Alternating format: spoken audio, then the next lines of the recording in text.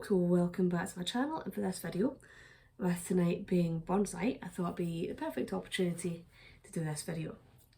But before I do go any further, before I do go into the main body of the video itself, a wee bit of housekeeping first. If you're enjoying my channel, if you're enjoying my videos, if you can click on the subscribe button, click on that notification bell, leave some likes, leave some comments, it's always really appreciated. And if you'd like to support the channel further, I will post a link to the channel's coffee.com page and the channel's PayPal account in the description bar below and in a pinned comment in the comment section. So with that out of the road, on to the actual main bit of the video. And as I was saying, tonight is the night where we all raise a glass to Scotland's national bard, Robert Burns. We all gather around and enjoy some haggis, snapes and tatties. For those who don't know, haggis, snapes and tatties is Scotland's national dish. So you've got haggis, napes, which is turnip, or I think in England they call it swede, but yeah, up here we call it turnip or napes. Tatties, which is potatoes. And yeah, so essentially it's kind of quite a simple, hearty meal. And usually, if you've never been to a Burns night before, a lot of it entails is performance of songs and poems by Robert there. It's performance of songs and poems by Robert Burns, and essentially it's just a celebration of his life, his work, and the fact that he is probably the most famous poet to come out of Scotland. But I have found that a lot of times even though people celebrate Burns, and that is something that I would never tell anybody never to do, but I do find a lot of times it does overshadow a lot of other Scottish writers, a lot of other Scottish poets, because again, everyone knows at least some of his work. As everyone knows the song Auld Lang Syne.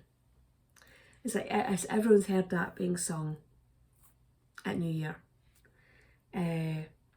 Everyone has heard songs like My Love Is Like a Red, Red Rose, and automatically see Burns as being this romantic ladies' man who is writing love poetry and love songs. Or that they'll know it's more of his pastoral kind of poetry, like maybe like Thomas, which he wrote when he overturned the borough out of a field mouse and had to kind of watch her scurrying away, and end up writing probably one of the most famous Scottish poems ever.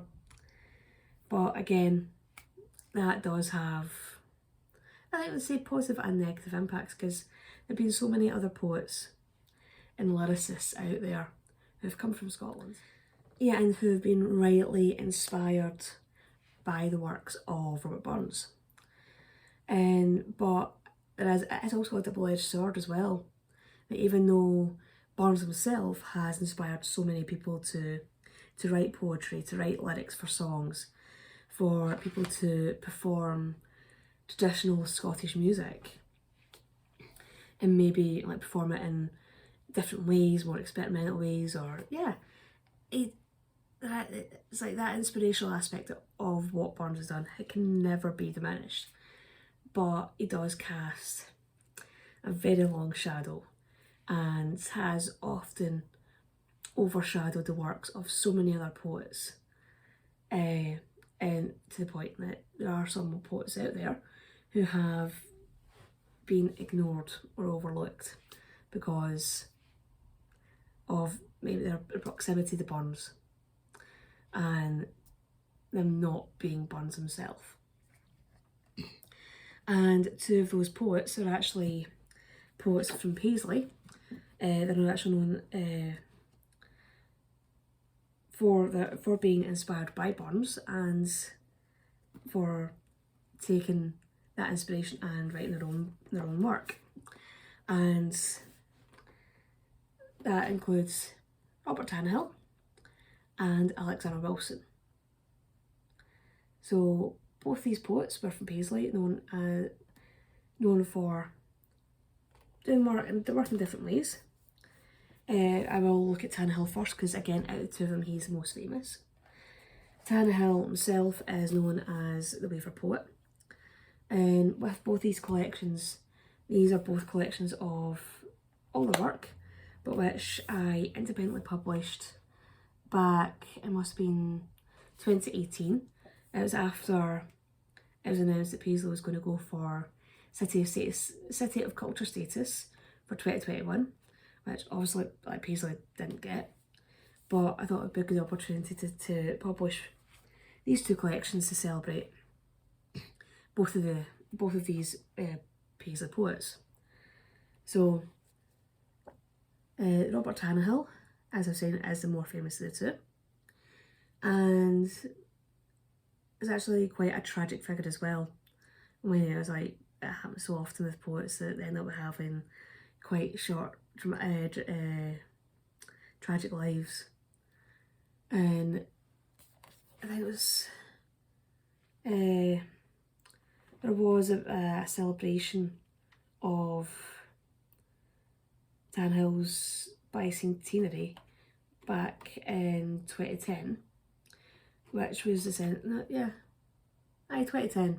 which essentially celebrating 200 years since his death, and there was a exhibition held in the town's museum and art gallery, and there was like other events held throughout the town as well. Like different people were organising different things. It was it was nice to see people celebrating Tannahill, but I think outside Paisley, a lot of people don't know a lot of his work or have not heard of him. But from what I have read of his work published in this collection, it does have quite a nice aspect to a lot of his poetry. One thing that a lot of people don't actually know is that there's the song Wild Mountain Thyme, which is quite a popular Scottish folk song, was actually based on one of Tannahill's songs, which is called The Braes of Balchwither. I'm not going to sing it for you, but you can probably see that is the chorus there. And you can probably see certain similarities between the chorus for this and the chorus for Wild Mountain Thyme. So that's probably the thing that most people will probably catch most people's attention. Another song that some people might have heard of is Are You Sleeping Maggie? That should be one of his other songs. I always found this like with Tannahill as well, because he had such an appreciation for the countryside surrounding Paisley, and it would go for like these massive long walks up to the Braes and through the surrounding area. A lot of his poems and a lot of his songs were inspired by what he saw on these like 10-mile hikes he used to take, and the fact that he had a gammy leg as well. It goes to show like how dedicated he was to these long walks. And one of these songs that he wrote, or the lyrics that he wrote that were based on one of these walks, was The Braes of Gleniffer and The Gloomy Winters No Awa, which again both reference the Gleniffer Braes and like Stanley and things like Stanley Castle. So definitely one to look into if you're maybe wanting to spread your wings a wee bit, looking at Scottish poetry and Scottish songwriters or kind of lyricists. And the other one is Alexander Wilson, and this is the second one that I did, because I did the Tannahill one first, and I did this one because I actually got talking to a friend of mine who is also a poet as well, and he just kind of made the comment of, oh, you've done the one for Tannahill, why don't you do one for Wilson as well? And even though Wilson was a Paisley-born poet, and he did write a lot of poems that were attached to his hometown.